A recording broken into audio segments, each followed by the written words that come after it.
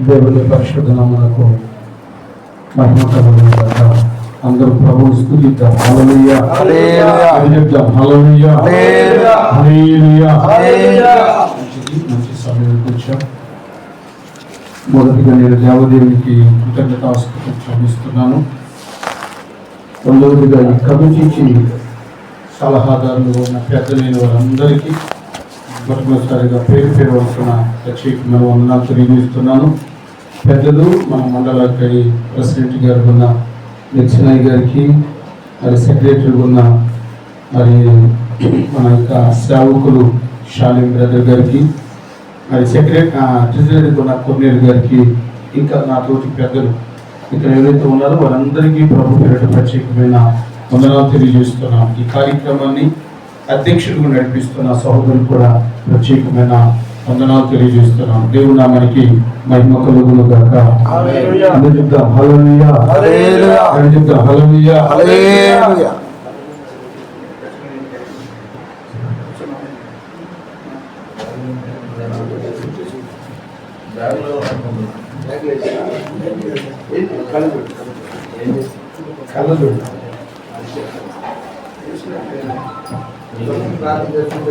Okay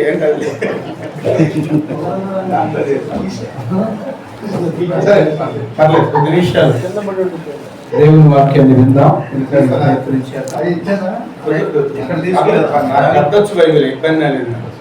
వాడుతూ ఉంటాను కానీ ఇబ్బంది లేదు. నాకు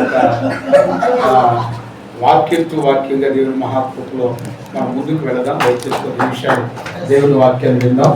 దేవుని మాటలు వినటానికి మనం ఇష్టపడదాం. చక్కగా మరి చక్కని సువార్తలు మనకు అందించిన దైవజనులు సినుబాబాయ్ గారు కూడా ప్రత్యేకమైన వందనాలు తెలియజేస్తున్నాం. మనము మండలముగా ఆయా గ్రామాల్లో దేవుడు మనకు అప్పగించిన పరిచర్య చేస్తూ ఉన్నాం.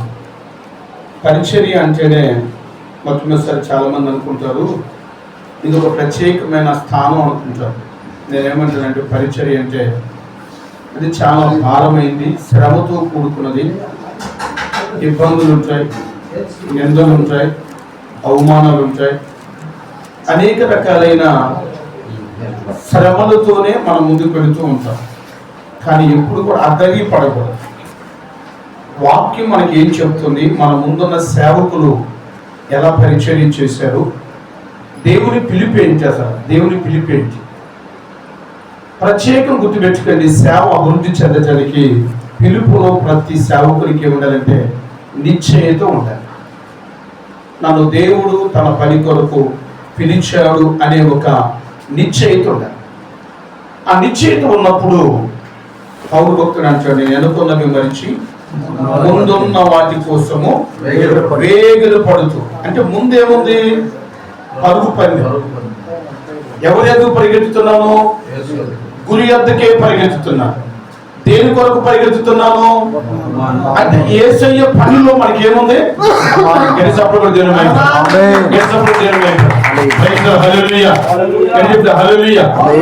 యేసయ్య పని కొరకు నేను నియమించబడ్డావు అంటే నీకు ఒక బహుమానం దేవుడు ఇచ్చాడు. ఆ బహుమానం ఏంటో ఆఖరిగా లేఖల నుంచి ఒక మాట చూపించి వాక్యాన్ని ముగిస్తాను. అంటే ముందు నీకు గురి ఉండాలి, నువ్వు గురి ఎద్దకే పరిగెత్తాలి. పరిగెత్తుతో నీ జీవితంలో ఓపికతో పరిగెత్తాలి, అలసిపోకుండా పరిగెత్తాలి. సమస్యలతో అలసిపోతాం. అమ్మో ఈ నిందల, ఈ అవమానాల, ఈ కష్టాల, ఈ మనకెందుకు వచ్చిన వాళ్ళండి? మనకు బలం ఉంది, మనకు ఆరోగ్యం ఉంది, మనకు జ్ఞానం ఉంది, మనకు లోకం ఉంది. మనం ఏ పని చేసి, ఏ ఉద్యోగం చేసి, ఏ వ్యాపారమైన చేసుకుని మన పని మనం చేసుకుని ఈ పొట్టను మనం పోషించుకోవచ్చు, మన కుటుంబాన్ని పోషించుకోవచ్చు అనుకుంటూ ఉంటాం. కానీ ప్రభువుని పిలిచింది ఎందుకంటే ఒక ఉన్నతమైన స్థానంలో నేను నిలబెడటానికి మాత్రమే ప్రభువు నేను పిలిచాడు. అలా చెప్తా ఒకసారి అపోస్తలుడైన పౌలు హెబ్రీయులకు రాసిన పత్రికలో 11వ అధ్యాయం. అపోస్తలుడైన పౌలు హెబ్రీయులకు రాసిన పత్రిక 11వ అధ్యాయము 8-9 వచనాలను ఈరోజు మనం ధ్యానం చేద్దాం. అబ్రాహాము పిలువబడినప్పుడు విశ్వాసమును బట్టి ఆ పిలుపునకు లోబడి తాను స్వాస్థ్యముగా పొందనయున్న ప్రదేశమునకు బయలువెళ్ళి. మరియు ఎక్కడికి వెళ్ళవలెనో అది ఎరుగక బయలువెళ్ళెను.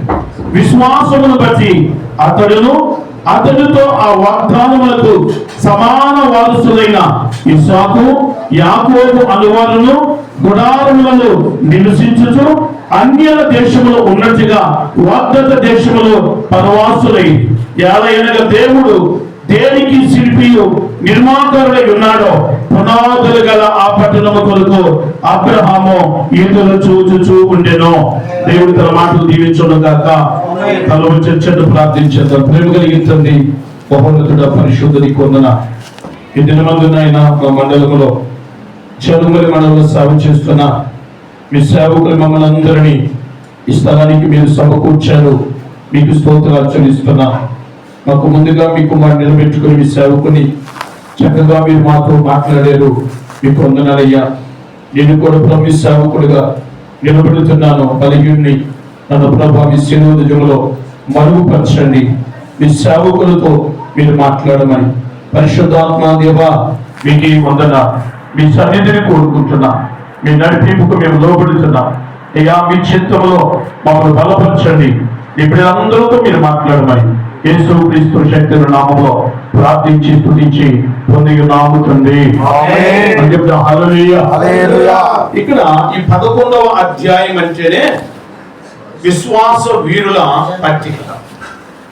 11వ అధ్యాయం చదువుతుంటే ఎలా ఉండిద్ది అంటే నిరసించుకునే జీవితానికి శక్తి బూస్ట్ ఇచ్చినట్టు ఉండిద్ది అన్న. 11వ అధ్యాయం మనతో ఆదరిస్తూ మాట్లాడుతూ ఉండిద్ది, బలమునిస్తూ ఉండిద్ది, శక్తినిస్తూ ఉండిద్ది. నేనున్నాను, నువ్వు ఎందుకు భయపడుతున్నా, ఆగొద్దు, నువ్వు సాగి వెళ్ళు. దేవుడు తనతో ఆ అధ్యాయం చదువుతున్న వ్యక్తులతో మాట్లాడుతూ ఉంటాడు. సేవలో బలపరుస్తూ ఉంటాడు. సేవలో అనేకమైన ఒడిదుడుకులు, సేవలో అనేకమైన కష్టాలు, సేవలో అనేకమైన ఇబ్బందులు, సేవలో అనేకమైన నిందలు, అవమానములు ఎన్నో ఉంటాయి. అక్కడే గణుతుంటుంది. ఆ రోజు మంచి భోజనం ఉంటుంది, రెండో రోజు ఏం తినాలో అర్థం కాని పరిస్థితి ఉంది. నిజమైన సేవలో ఈ పరిస్థితులన్నీ ఉంటాయి. సేవలో ఎప్పుడు కూడా గుర్తుపెట్టుకోవాలి, కష్టం ఉన్నది అంటే ప్రభు నీతో ఉన్నాడు, గుర్తుపెట్టుకోవాలి.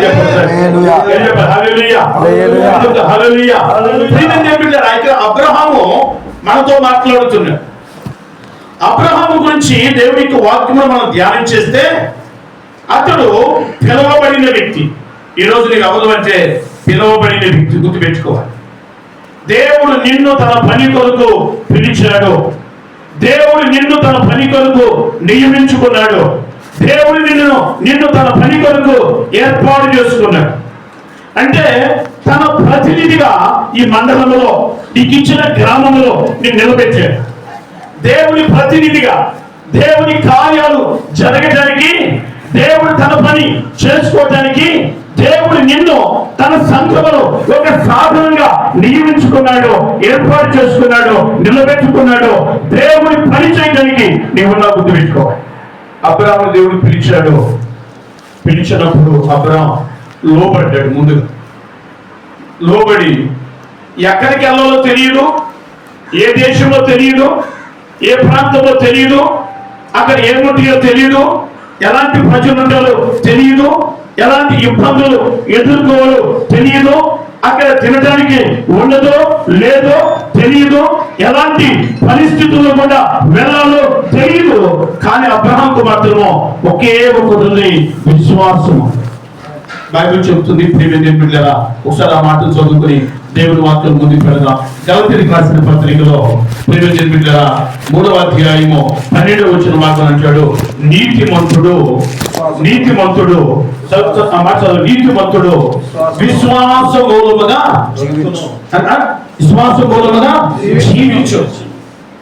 అంటే నీతిమంతుడు ఎలా జీవిస్తాడంటే భూలోకములో విశ్వాస మూలముగా జీవిస్తాడు. అసలు విశ్వాసం అంటే అదృశ్యమైనవి ఉన్నవి అనుటకు రుజువునై ఉంది. అదృశ్యము కనబడదు, కంటికి కనబడేది కాదు, అదృశ్యమైంది. అంటే నీకు కనబడినది నువ్వేం నమ్మాలంటే నా ముందు అది ఉన్నది, నాలో అది ఉన్నది, నేను దానిని పొందుకున్నాను, అది నేను కలిగి ఉన్నాను. దేవుడు నాతో ఉన్నాడు, దేవుడు నా పక్షముగా పనిచేస్తున్నాడు, దేవుడు నన్ను పిలిచాడు, దేవుడు నన్ను ఏర్పాటు చేసుకున్నాడు, దేవుడు సన్నిధి నేను అనుభవిస్తున్నాను, దేవుడు నా జీవితంలో ఇది చేయబోతున్నాడు, చేశాడని నమ్మకమే విశ్వాసం. విశ్వాసం లేకుండా దేవునికి ఇష్టడై ఉండుట, చెప్పాలి, దేవునికి ఇష్టడై ఉండుట ఏమి లేకుండా విశ్వాసం లేకుండా. అంటే నీలో విశ్వాసం లేకుండా నువ్వు దేవునికి ఇష్టం అనుకోవటం అది వేస్ట్.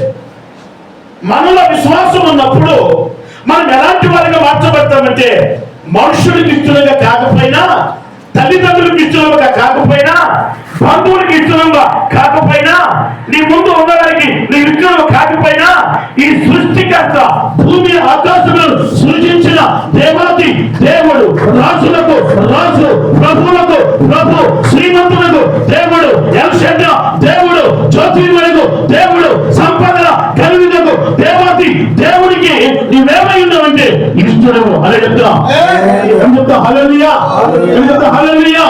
అంటే నీలో విశ్వాసం ఉంటే నీవెవరికి ఇష్టమంటే దేవునికి ఇష్టడు. అంటే నీ పక్షముగా దేవుడు ఏదైనా చేయగలరు, ఏదైనా చేయగలరు. అబ్రాహాము పిలువబడినప్పుడు దేవుడు నమ్మాడు, అది నీతిగా ఎంచబడింది. అబ్రాహామును దేవుడు వెళ్ళమన్నాడు, ప్రాంతాన్ని వదిలిపెట్టి బయటకు వచ్చాడు. ఎక్కడికి వెళ్ళాలో తెలియదు, ఏం చేయాలో తెలియదు. ఈరోజు కూడా నీకు పిలుపు ఉంది, ఏం చేయాలో నీకు తెలియకపోవచ్చు, సేవ కట్టబడకపోవచ్చు, మందిరం లేకపోవచ్చు, స్థలం లేకపోవచ్చు, విశ్వాసం లేకపోవచ్చు, దేవుని పని ఎలా చేయాలో నీకు అర్థం కాకపోవచ్చు. కానీ నేనేమంటాడంటే, మోకరించి అబ్రహాం ప్రతి విషయంలో బలిపీఠమును కట్టిన మాటలు ఆదికాండము 12వ అధ్యాయంలో మనం చూడగలం. అబ్రహాంకి ఏం తెలుసు అంటే, ఏమి లేనప్పుడు, ఆధారం లేనప్పుడు, ఏం వెళ్ళాలో తెలియనప్పుడు, పరిస్థితులు అదో రకముగా ఉన్నప్పుడు, ఏ విషయంలో ఆశీర్వాదము లేనప్పుడు, అబ్రహాము దేవుణ్ణి వెంబడిస్తున్నప్పుడు అబ్రహాం ఏం చేశాడంటే బలిపీఠం కట్టుకున్నాడు. ఈ రోజు నీవు కూడా ఏం చేయాలంటే, ప్రార్థన అనే బలిపీఠం ఉండాలి. సావుకునికి మోకాళ్ళ అనుభవం ఉండాలండి, మోకాళ్ళ అనుభవం ఉండాలి. ప్రార్థన లేకుండా నువ్వేం చేసినా అది తాత్కాలిక, అది కనబడొచ్చేమో, మహిమకరంగా ఉండొచ్చేమో, దేవుని దృష్టిలో మాత్రం అది విలువైనది కాదు. ప్రార్థన ఉంటే నీ దగ్గర ఇప్పుడు ఏమి లేకపోయినా, మందిరం లేకపోయినా, కారులు లేకపోయినా, బంగళాలు లేకపోయినా, విశ్వాసం లేకపోయినా, నీకంటూ బలిపీఠము కట్టుకునే అనుభవం ఉంటే, ప్రార్థన జీవితం ఉంటే, యథార్థ జీవితం ఉంటే, అది దేవునికి ఏమైందంటే ఇష్టమైంది. బైబిల్ చెప్తుంది, యథార్థవంతుని యొక్క ప్రార్థన నాకు ఆనందదాయకం. ఎవరు ప్రార్థన? యథార్థవంతుని యొక్క ప్రార్థన దేవునికంట ఆనందదాయకం అంట. యథార్థవంతుని యొక్క గుడారము గొప్ప ధననిదంట. నీ గుడారములో ఏముందా ఏమి లేకపోయినా, ఆ గుడారం ఏమైతే తెలుసా, నువ్వు యథార్థవంతుడు అయితే, యథార్థంగా ప్రార్థన చేసుకుంటే, యథార్థంగా దేవునికి కృతజ్ఞతాస్తుతులు చెల్లిస్తుంటే, నీవు యథార్థవంతుడై దేవుని సన్నిధిలో చేతులెత్తుతుంటే, యథార్థవంతుడై మోకరించి ప్రభుని అడుగుతుంటే, దేవుడు మాత్రం మనకి ఏది ఇవ్వకుండా ఆగిపోయాడు. నేను 1996 సంవత్సరంలో యేసుక్రీస్తున్న స్వరక్షకుడు, 95 సంవత్సరంలో యేసుక్రీస్తున్న స్వరక్షకుడుగా అంగీకరించాను. అప్పుడు నా వయసు 21 సంవత్సరాలు. 94 నాకు మ్యారేజ్ అయింది. 20 సంవత్సరంలో వివాహం చేసుకున్నాను. 25 సంవత్సరంలో యేసుక్రీస్తు ప్రభువుని స్వరక్షకుడుగా అంగీకరించాను. ఆ అంగీకరించడానికి కారణం ఏంటంటే, మా తల్లి గారికి బాగానే పరిస్థితి, ఏదో పరిశుద్ధాత్మ దేవుడు 2 సాక్ష్యాలు కలిపినట్టు వాడు. చంద్రబాబు దేవుడు ఏర్పాటు చేసుకున్నప్పుడు ఆర్టియేషన్ తీసుకున్న అమ్మగారికి ఇవ్వటం, ఆ 2 రోజుల అమ్మగారు చనిపోవడం. నేను కూడా ప్రభువును నమ్ముకోవటానికి, మా అమ్మగారు లివర్ పేషెంట్, కడుపు ఇంతలా ఉంది, కాళ్ళ చేతులకు నీళ్ళు వచ్చి ఉండేది, హాస్పిటల్కి లేదు. అలాంటి పరిస్థితుల్లో ఒకరోజు హాస్పిటల్కి తీసుకెళ్ళి అడ్మిట్ చేస్తే డాక్టర్ గారు నన్ను పిలిచి అన్నాడు, చాలా డబ్బులు వాడి, అప్పుడు చాలా డబ్బులు ఖర్చు పెట్టేశాం. దగ్గర 1 ఎకరం పొలం అమ్మి ఆ రోజుల్లోనే మా అమ్మకు ఆరోగ్యం బాగుపరచడం కోసం అంత డబ్బు ఖర్చు పెట్టాను. కానీ మాకు దొరకలేదు. ఆ సంవత్సరం ఏదో కనికరించాను, నేను రక్షణ పొందిన సంవత్సరం కనికరించాను. హాస్పిటల్లో ఉంటే డాక్టర్ గారు పిలిచి, అశోకు ఇక మేము బ్రతికే ఛాన్స్ లేవు, చాలా డబ్బులు ఖర్చు పెట్టుకుంటున్నాం, దయచేసి మిమ్మల్ని ఇంటికి తీసుకెళ్ళి డిశ్చార్జ్ చేయాలి. సరే అయ్యా, నేను బిల్ వేయండి, నేను ఉదయకాల సినిమాలో డబ్బులు తీసుకుని వస్తానని ఇంటికి వెళ్ళాను. ఇంటికి వెళ్ళి అప్పుడు నేను నా ఇష్టానుసరం జీవితం నాకు అవసరం చెప్పాలంటే లేని అలవాటు లేదు నాకు. నేను లోకంలో ఉన్నప్పుడు నాకు లేని అలవాటు లేదు. సిగరెట్ కలిసేవాడిని, మందు తాగేవాళ్ళం, ప్యాకెట్ ఆడేవాళ్ళం, తిరిగేవాళ్ళం, లోకంలో మన ఇష్టం వచ్చిన రీతిలో ఉండేవాళ్ళం, సాంఘిక నాటకాల్లో అనేకమైన పాత్రలు వేసిన వాళ్ళం. మనం లోకంలో ఉన్న వాళ్ళు ఉన్నట్టంటే అన్నిట్లో ఉన్నాం, దేంట్లో తక్కువ కాదు. మనం ప్రతి దాంట్లో మనం చెయ్యం. కానీ ఇప్పుడు ఏమైంది బిడ్డలారా, ఆ రోజు ఇంటికి వెళ్ళిన తర్వాత నేను ఒకసారి దేవుని మీద మనసు పెట్టాను. ప్రభా, మమ్మల్ని బ్రతికించవా, మీ వాక్యం తెలియచేస్తుంది. సండే స్కూల్ స్టూడెంట్ అండి, అంటే చిన్నప్పటి నుంచి సండే స్కూల్కి వెళ్ళినాం. సండే స్కూల్లోనే డమ్ము కొట్టుకుని నేర్చుకునేవాడు. చదివింది కూడా రక్షణ సైన్యం ఆ స్కూల్లో చదువుకున్నాను. ఇలాంటి పరిస్థితుల్లో ఉన్నాను కదా, వాక్యం కొంచెం తెలుసు కదా.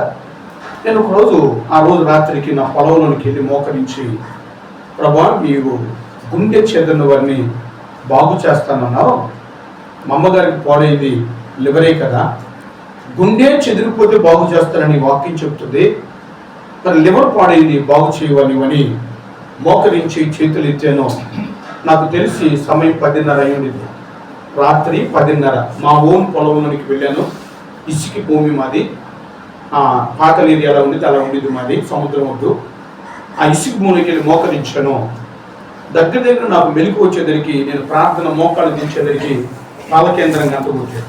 అంటే 4 గంటలు గంట కొడతారు మా ఏరియాలో, పాలకేంద్రం గంట కొడతారు అన్నమాట. 4 గంటలకు పాలు తీసుకోవాలి, కేంద్రానికి వెళ్ళి పాలు పోయాలి. ఆ గంట ఇని నేను మోకాలు దించాను. అంటే అంతసేపు ఆ ఇసుకను అలాగే మోకరించి ప్రార్థన చేశాను. దేవుని మహాత్ముడు ఉదయాన్నే డబ్బులు తీసుకున్నాను, భోజనం సిద్ధపరుచుకున్నాను, హాస్పిటల్కి వెళ్ళాను. హాస్పిటల్కి వెళ్తే మా అమ్మగారు ఎలా ఉందంటే మామూలు మనిషిలా ఉంది.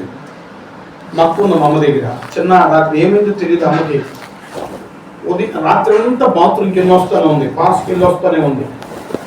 ఇంతలా నుండి పొట్ట ఎక్కడికి వెళ్ళిపోయింది పొట్ట. డాక్టర్ గారు వచ్చారు, చూశారు మమ్మని, ఆయన ఓపీ చూసుకుంటున్నాడు. నేను అక్కడికి వెళ్ళాను.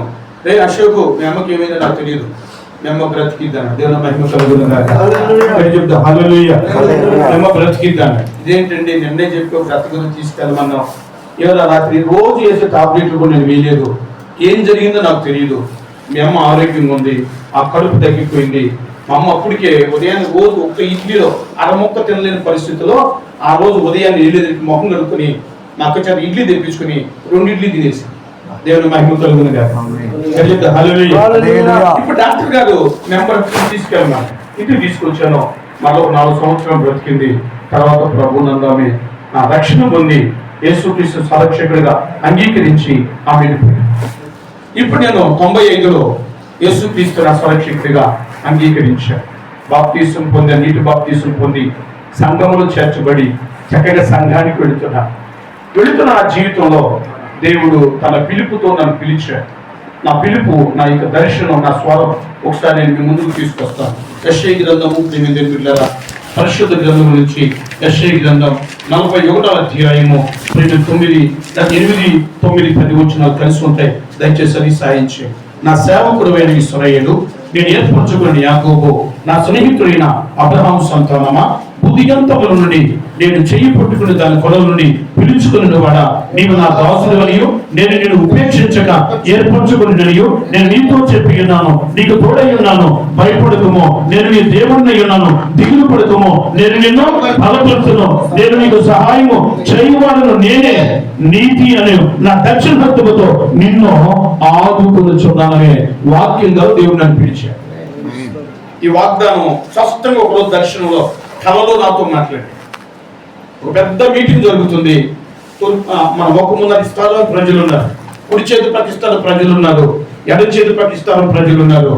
ఆ దయాసు మీద ఒక తెల్లటి అంగి వస్త్రాలు వేసుకుని తెల్లటి జుట్టుతో ఒక అతను వచ్చి మౌత్ పట్టుకుని పాస్టర్ ఐజాక్ గారు వచ్చి వాక్య పరిచయం చేస్తారని పిలుస్తున్నారు. అప్పుడు నేను ఎక్కడున్నానంటే, అమ్మో నా పేరు చెప్తున్నారు ఏంటి అని భయపడుతూ రైల్వే స్టేషన్ 4 కుర్చీలు కలిసి ఉంటే చూడు, ఎనక కుర్చీలో అలాంటి కుర్చీలు ఉన్నాయి. ఆ కుర్చీని కింద దాక్కున్నాను వెళ్ళిపోయి. అక్కడ నుంచి ఒక సేవకుడు వచ్చి నా చెయ్యి పట్టుకుని నాకు పైకి లేపాడు. దేవుని మహిమ కలుగును గాక. నిన్నే పిలుస్తున్నాడు వెళ్ళాడు. ఈ కళ వచ్చిన తర్వాత మా సేవకుడి దగ్గర చెప్తే ఈ వాక్యం తీసి ఇదిగో వాగ్దానం ఆధారం ఇది, చెయ్యి పట్టుకుని దేవుడు తన సేవ కొరకు పిలుస్తున్నాడు. అప్పుడు నాకేముందంటే సేవ అంటే బెగ్గింగ్ చేయడం, అడుక్కోవటం. సేవ అంటే ఇంటింటికి తిరగటం. సేవకి వెళ్తాం ఏంటి, అది ఇచ్చే గుప్పుడు బియ్యం తీసుకోవడం ఏంటి. సేవకి వెళ్తే ఆ రోజు నేను బాప్తిసం పొందిన తర్వాత నా ఆత్మీయ తండ్రి మా ఇంటికి వస్తే భోజనం పెడితే కానుకీను, భోజనం పెట్టకపోతే రూపాయి కానుక ఇచ్చేవాడు. అంటే ఎంత కానుక? రూపాయి కానుక అన్నమాట ఆ రోజుల్లో. ఈ రూపాయి ఎన్ని రూపాయలు తెచ్చుకుంటే సేవ అయింది? ఈ సేవ ఎలా కష్టపడింది? నాకెందుకు వచ్చిన వాళ్ళని నేను సేవ చేసే వ్యక్తిగా ఉండాలని అనుకోలేదు. నేను ఏమనుకున్నానంటే సంఘములో నమ్మకమైన వ్యక్తిగా బ్రతుకుదాం, సేవకునికి తోడుగా ఉందాం, సపోర్ట్గా ఉందాం, దేవుడికి ఇవ్వాల్సిన సొమ్మును దేవుడికి ఇద్దాం, యథార్థంగా బ్రతుకుదాం అనుకుంటే దేవుడు నన్ను కొట్టాలని కూడా కొట్టాడు. అక్కడ నుంచి తీసుకుని ఎక్కడికి తీసుకురావడం చూపించి తోమాడ గ్రామానికి తీసుకొచ్చాడు. దేవుని మహిమ కలుగును గాక. హల్లెలూయా, హల్లెలూయా. ముగిస్తాను నా మాట వాక్యంలో ఇంక్లూడ్ చేస్తూ మాట్లాడండి. వినండి, నేను ఎందుకు చెప్తానంటే వాక్యం అర్థమవడం కోసం చెప్తాను, ఏదే ఉద్దేశంగా. ఇలాంటి పరిస్థితుల్లో నేను చాలా ఇబ్బందులు పడ్డాను, పడాల్సిన ఇబ్బందులు పడ్డాను. మా పెద్ద బాబు కన్ను దెబ్బ తగిలింది హైదరాబాద్ ఎల్బీ హాస్పిటల్లో. 4వ సంవత్సరం అప్పుడు మా పెద్ద అబ్బాయికి మరణిస్తున్న డాక్టర్లు చెప్పారు. ఏడుస్తూ ఉన్నాను. 118 కీర్తన 18వ వచనంలో దేవుడు స్పష్టంగా నాతో మాట్లాడాడు. యెహోవా నిన్ను కఠినంగా శిక్షించడం గాని మరణమునకు అప్పగించలేదు. ఈ వాగ్దానం బ్రతికించింది. మరలా నా కుమారుని 21 రోజుల తర్వాత హాస్పిటల్ నుంచి డిశ్చార్జ్ చేసి ఇంటికి తీసుకుని వచ్చాను. అప్పుడు సేవకులు పడ్డారు. ప్రభా, నిజంగా నువ్వు నన్ను పిలిస్తే, మా ఏరియాలో గ్రామంలో 5 సంఘాలు, మినిమం 5 ఉంటాయి, ఇంకంతకంటే ఎక్కువే, 5 అంటే తక్కువ. ఇలాంటి గ్రామం నేను ఉన్నాను. నిజంగా నువ్వు నా సేవకు పిలిస్తే సేవ లేని కడకు తీసుకుని వెళ్ళు. నిజంగా నువ్వు నా సేవకు పిలిస్తే, నిజంగా నా చెయ్యి పట్టుకుని ఉంటే, నిజంగా నువ్వు నన్ను ఏర్పాటు చేసుకుని ఉంటే, సేవ ఎక్కడైతే కట్టబడలేదో అక్కడ తీసుకుని వెళ్ళు, నేను అక్కడ మోకరిస్తానని ప్రభుతో నిబంధన చేసుకున్నా. ప్రభుతో మాట్లాడాను. ప్రభా, నిజంగా నువ్వు నా సేవకు పిలిస్తే అన్ని జనుల మధ్యలో తీసుకుని వెళ్ళు, విగ్రహాల మధ్యలో తీసుకుని వెళ్ళు.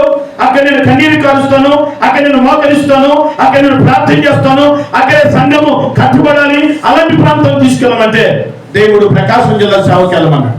ప్రకాశం జిల్లా ఎక్కడో ప్రభు అంటే జరుగు మల్లి అన్నాడు.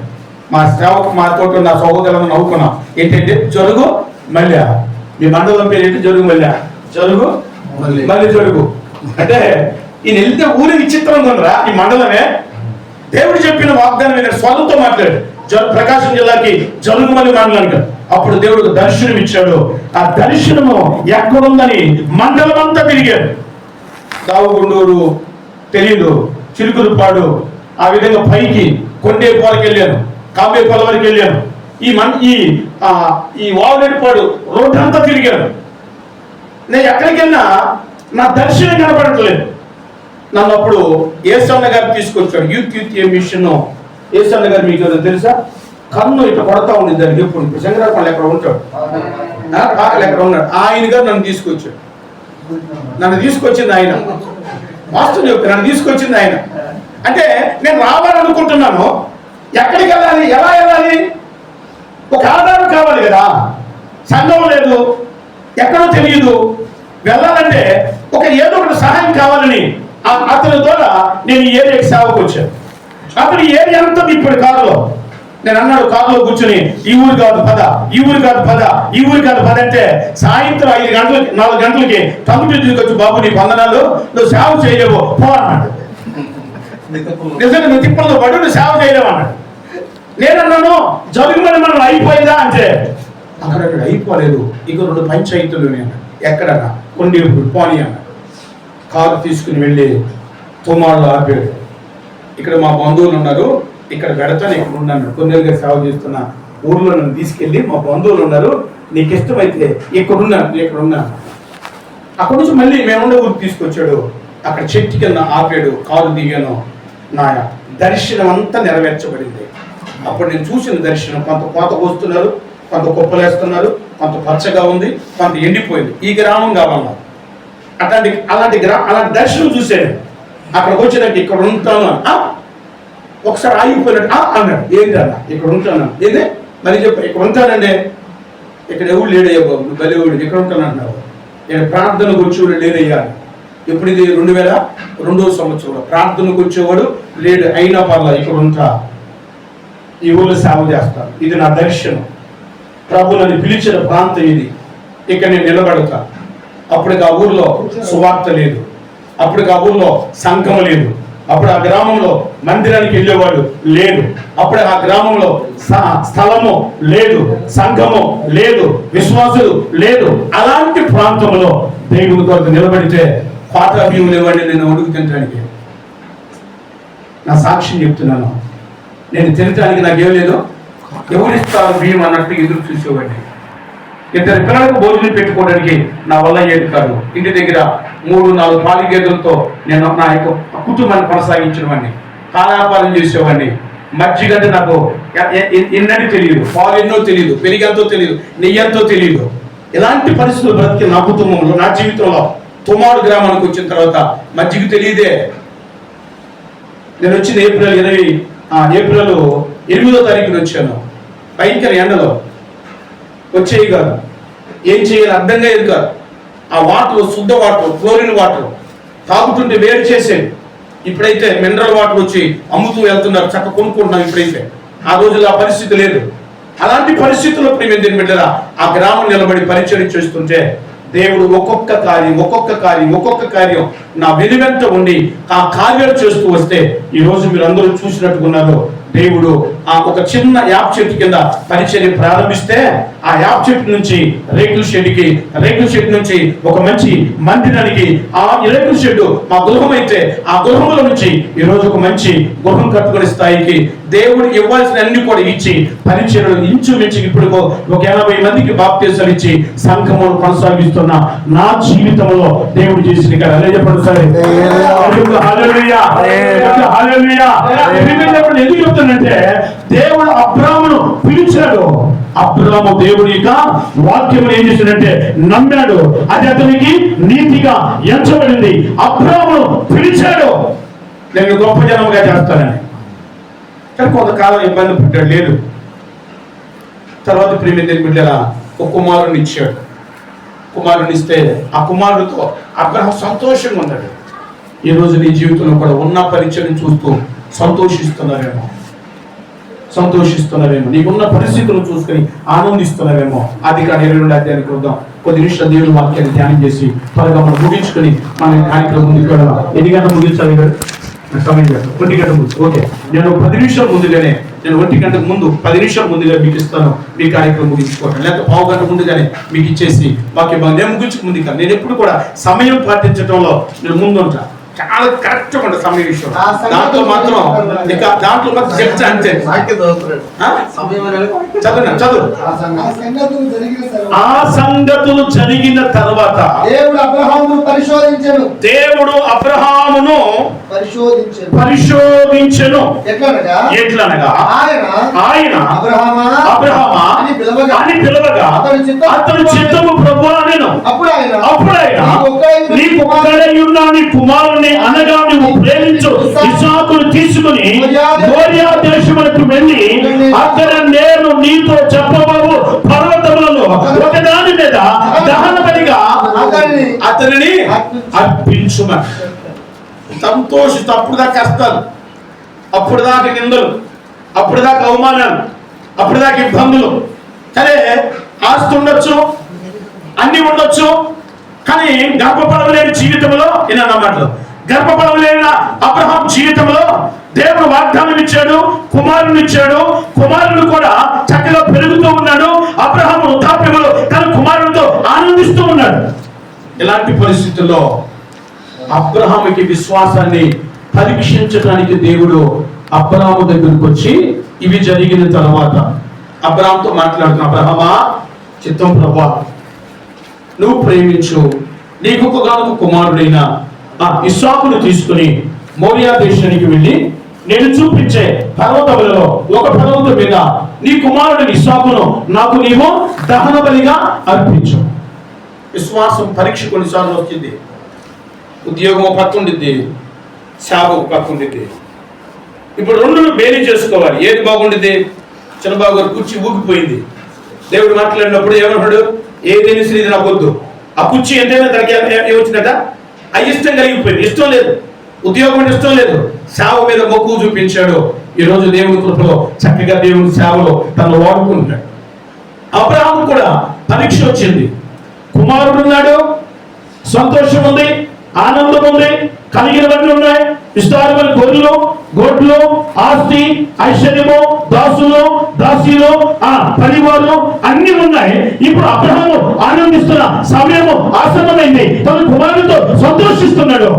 ఇప్పుడు దేవుడు అన్నాడు, నువ్వు ప్రేమించు ఎక్కువగా కుమారుడిని ఇస్సాకును నేను చూపించే పర్వతం మొలి దేశానికి వెళ్ళి అక్కడ దహన బలిగా నాకు అర్పించాను. మనమైతే ఏం చేస్తాం? సేవ వదిలిపెట్టేసి, అయ్యా ఇక నీకు వందనాలు, ఈ సేవ నా బుద్ధిలే, నా బ్రతికేదో నేను బ్రతుకుతాను, ఈ సేవ ఎవరికి అప్పగించుకో, నా వల్ల కాదని మనమైతే వెనక్కి తిరుగుతాం. కానీ అబ్రహాము మాత్రము పనివాళ్ళను తీసుకున్నాడు. కట్టెలంతా చీల్చాడంట, ముందుగానే కట్టెలను సిద్ధపరిచాడంట. అంటే శోధనను ఎదుర్కోవడానికి అబ్రహాము సిద్ధపడుతున్నాడు. ఈరోజు సేవలో నేను చెప్పే పాయింట్ ఏంటంటే, ప్రియమైన బిడ్డలారా, శోధనను ఎదుర్కోవటానికి, శ్రమను ఎదుర్కోవటానికి, వస్తున్న పరిస్థితులను ఎదుర్కోవటానికి నువ్వేమి చెయ్యాలో అది చేయగలిగితే, ఎక్కడ నిలబడాలో అక్కడ నిలబడగలిగితే, ఎక్కడ వంగాలో అక్కడ వంగగలిగితే, ఎక్కడ మోకరించాలో అక్కడ మోకరించగలిగితే, ఎక్కడ చేతులు ఎత్తాలో అక్కడ చేతులు ఎత్తగలిగితే, ఎక్కడ సువార్తను ప్రకటించాలో అక్కడ సువార్తను ప్రకటించగలిగితే, దేవుని చిత్తం ఏమిటో నువ్వేది చెయ్యాలో అది నువ్వు చేయగలిగితే దేవుడు నీతోనే ఉంటాడు. నువ్వు వెళుతుంటే నీతో ఆయన నడుస్తూ ఉంటాడు. అలా చెప్పండి సరే, ఏం చెప్పాలి? హల్లెలూయా, ఏం చెప్పాలి? హల్లెలూయా. నువ్వు నడుస్తూ ఉంటే ఆయన నీ ప్రక్కనే ఉంటాడు. నేను నీకు తోడై ఉన్నాను, దిగులు పడకము, నువ్వు భయపడద్దు, నేను నీతో ఉన్నాను. నీ ముందు నడుచువాడు నీ దేవుడైనా యెహోవా.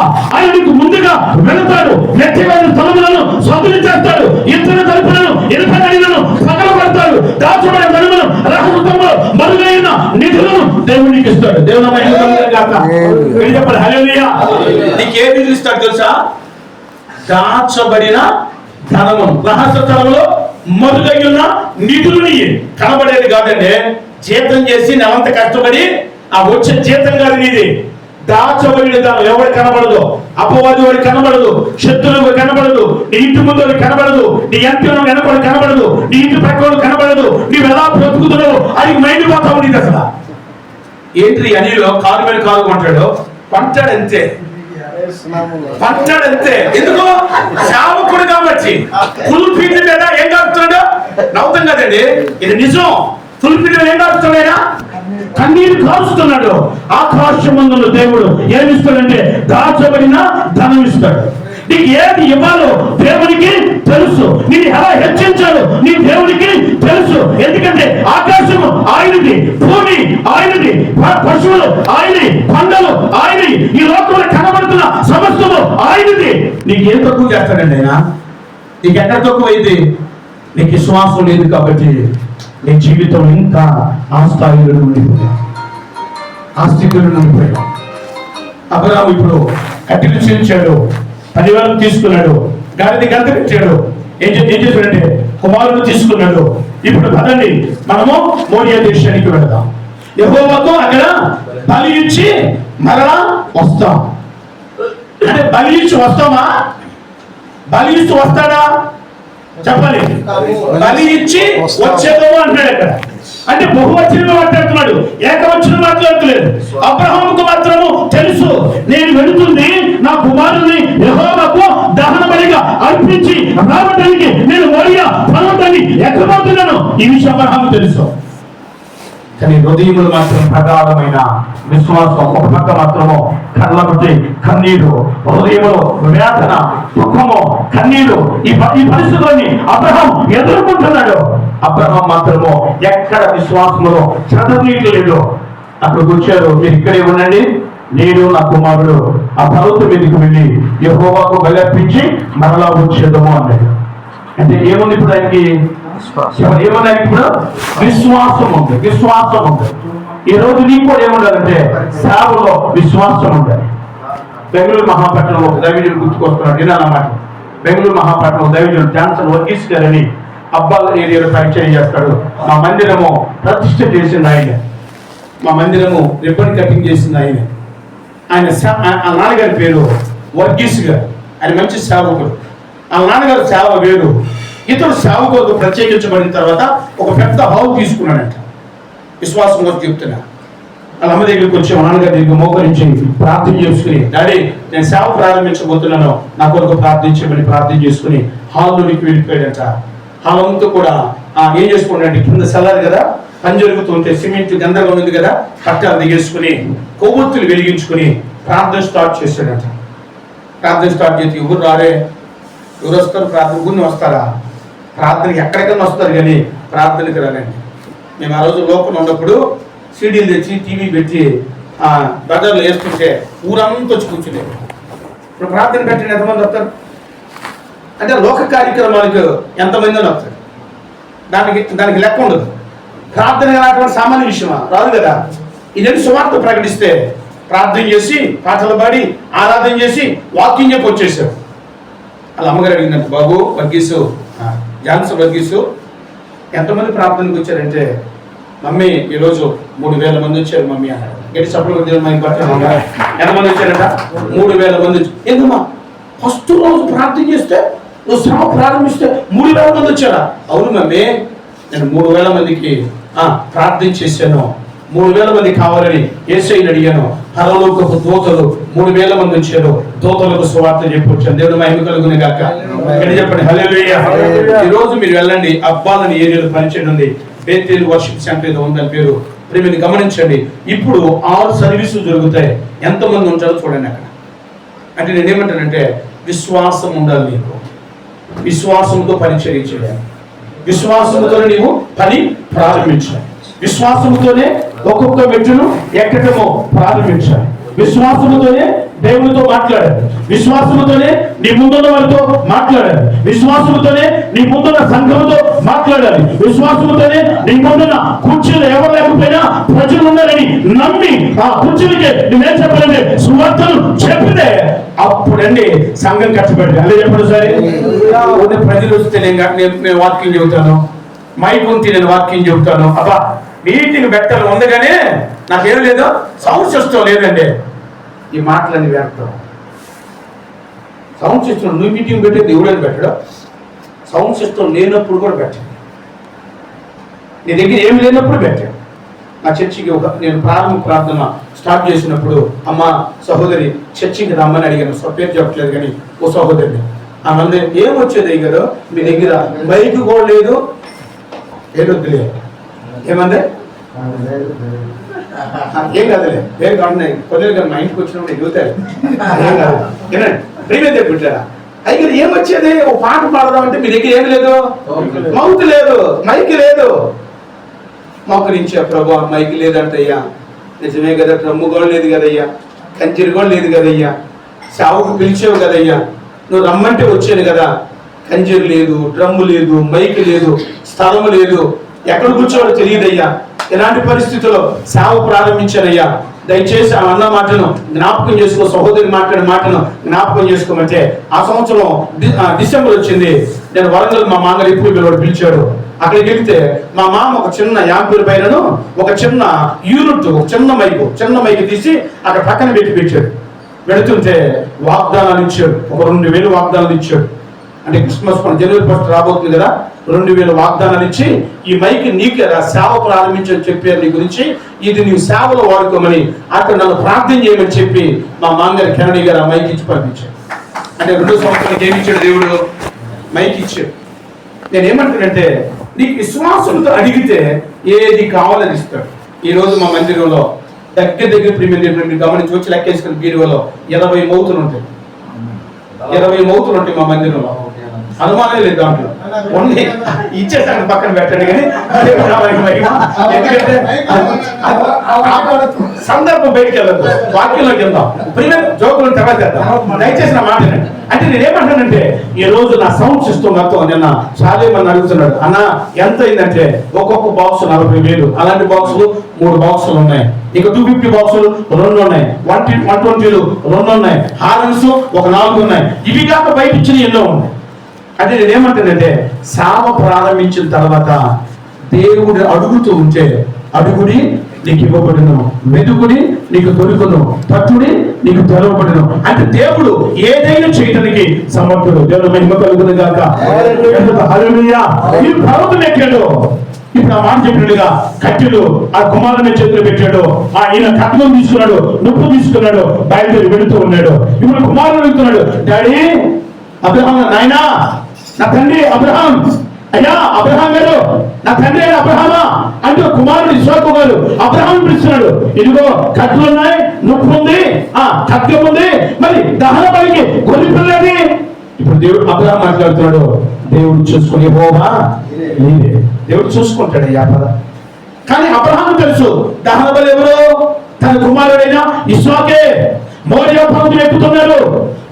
ఆ పర్వతం మీద ఇస్సాకునే దేవునికి దహనబలిగా అర్పించబడుతున్నాడు. అబ్రహాం బలిపీఠం కట్టాడు, కట్టెలు పేర్చాడు, తన కుమారుడిగా 2 చేతులు వెనక్కి ఎదగదీసి కట్టాడు, తీసి బలిపీఠం పెట్టాడు. ఇప్పుడు ఖడ్గము ఆకాశంతో పెట్టాడు. ఇప్పుడు ఆకాశం నుండి దేవదూత వచ్చింది, నా కుమారుడా అబ్రహామా అబ్రహామా అబ్రహామా ఆగు, ఇందుల గురించి ఎదుగుతున్నావు, నీవు దేవునికి భయపడేవాడు అని. అలా చెప్పాడు. సరే చెప్పాలి, మనుషుడు కాదండి, దేవునికి భయపడ్డాను. నువ్వు నీ పనిని దేవుడు చూస్తున్నాడు, నీ ప్రయాసం దేవుడు చూస్తున్నాడు, నీ మోకాల అనుభవం దేవుడు చూస్తున్నాడు.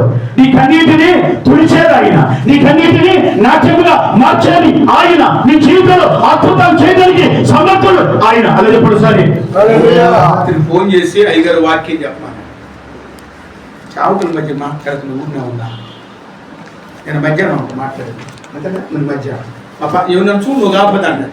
మా పాష వాడు కూర్చొని అంటుంది, ఏంటి వచ్చిన అవకాశాన్ని ఎవరు అంటారు ఎందుకు? ఈమె బలపరిచింది నన్ను, ఈయన మాట్లాడమంటాడు. నెక్స్ట్ మా ప్రెసిడెంట్ గారు మా పాషం గారు అంది, వచ్చిన అవకాశం ఎందుకు బాగొట్టుకుంటా మాట్లాడారు. ఇప్పుడు గమనించండి, 1 గంటకు మోకరించారు. మీరు నమ్మండి, రాత్రి 1 గంటకు నిలువు మోకాళ్ళు వేశాను. 4 గంటల 10 నిమిషాలు నిలువు మోకాళ్ళు దించి నా ఇంట్లో నేను గొప్పతనం చెప్పుకోవటం కాదు కానీ మార్బల్స్ ఉంటాయి, మార్బల్స్ మీద అలాగే మోకరిస్తాను నేను. ఇంకంతే 1 గంట నుంచి 4 గంటల వరకు నిలువు మోకాల మీద ఉండి ప్రభువుని అడిగాను, ప్రభు ఏం చెప్పమంటే దేవుడు ఏ పట్టణానికి శిల్పి నిర్మాకుడు ఉన్నాడు, ఆ పునాదుడిని పట్టణంలో అబ్రహాం ఎదురు చూస్తున్నాడు. ఈ మాట మాట్లాడాను అదే చెప్పడం. సార్ దేవుడి దగ్గర తీసుకొని వచ్చి నిలబడ్డాను. ఊరిని నిలబడలేదు, నేను ఊరిని ప్రార్థన లేక నిలబడలేదు, ప్రభుని అడగకుండా నిలబడలేదు. ప్రభు దగ్గర కన్నీరు కార్చాను, ప్రార్థన చేశాను. కొన్ని గారు చెప్పాను 9:50కి ఇక్కడ ఉండాలన్నా. 9:50కి ఆయన బండి వస్తుంది. 9:50కి నేను నా బ్యాగ్ దగ్గర తీసుకుని కొన్ని అడగండి, నా ఇంట్లో లేదు, నేను రోడ్డు మీదకి వచ్చాను అంటే కార్ దగ్గరికి వచ్చేసాను. సమయం పాటించడం కూడా మనకు అవసరం. 9:40 ఇప్పుడు 12:45 అయింది. నా వాక్య భాగాన్ని ముగిస్తున్నాను. అబ్రహాము విశ్వాసముతో నడిచాడు, పునాదులు కలిగిన పట్టణం కోసము ఎదురు చూశాడు. అందుకని అబ్రహాము అంతగా ఆశీర్వదించబడ్డాడు. ఈ రోజు నీ సేవ అభివృద్ధి చెందాలంటే, నీ కుటుంబం అభివృద్ధి చెందాలంటే, నీ సంఘము విస్తరించబడాలంటే నీకే ఉండాలంటే విశ్వాసం ఉండాలి. అలాంటి విశ్వాసములో మనం ముందుకు కొడుతాం. ఈ దేవుడు కొద్ది వాక్యం దీవించి ఆశీర్వదించబడ్డా సమయం ఇచ్చిన అధ్యక్షుడు మరోసారి తెలియజేస్తున్నాను.